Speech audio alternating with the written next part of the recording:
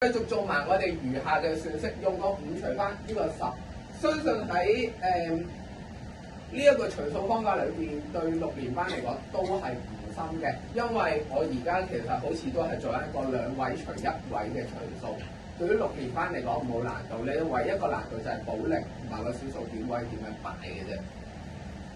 好啦，呢度咧其實我哋要將餘下嘅數啦同10分位嗰個0一齊計算啦。咁其實去到呢一度咧，正常嘅時間咧，我就會開個呢一堂出嚟俾啲學生一齊去做一個評估。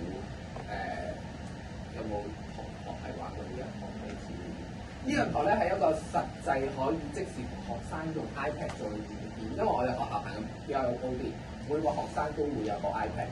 咁我會即時開翻個呢一堂啦，呢度啦，然後佢打翻上面嗰個曲咧，跟住就可以入嚟。咁佢個界面係點樣咧？我就 show 緊呢一個位嘅時候咧，呢條係一個問題，係一個評估，即時評估翻學生。但係我可以喺 teacher 呢個位睇住學生一路實時做緊，去做到邊度啱，我就畫到邊度啱。因為佢有寫到自己個名，我就會講翻同學喺呢個位你應該點樣做啊？你唔係唔記得做保零啊，諸如此類。咁呢度嘅題目咧，我 show 翻我其實係 set 咗2至3題，幾好玩嘅。呢個其實啲學生一見到咧，佢哋好 high 嘅，唔知點解。因為我今年班6年班，我之前教咗4年班同5年班，佢哋都玩慣咗嘅。咁同埋我哋學校區 BYOV 咧，咁唯一係冇推薦呢課嘅啫，其餘呢啲我哋一個禮拜要做一次電子教學，好痛苦，好痛苦。跟住喺呢度，我有少少嘅引入嘅，繼續我都會玩 BYOT， 玩3條、4條直式，跟住俾條文字題。呢個係關於一個課金嘅問題。相信6年班其實好多男同學或者甚至乎女同學打機都會有課金。喺課金嗰度，佢哋需要買一啲卡啦，買一啲石啦，咁其實都會涉及一個叫做除數嘅概念，但係經常就係好似呢題咁啊，除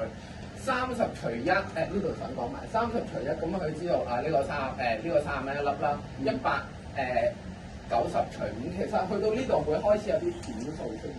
咁佢就可以直接由生活例子嗰度攤到佢究竟邊粒石最大，同埋呢個真係好符合佢哋平時玩開嘅嘢，所以其實去到呢題好有興趣。但係去到一個位咧，去到呢度PAD 啦，咁咧呢度會有啲數去到係除唔盡嘅，呢個我特登交翻留翻俾學生，因為下一課就係講緊除唔盡嘅時候，我哋可以點做？呢度係俾學生自己發現真係除唔盡喎，keep 住都有得除喎，除唔整喎，究竟點？俾啲學生自己諗翻，跟住佢帶到落下一課度。好。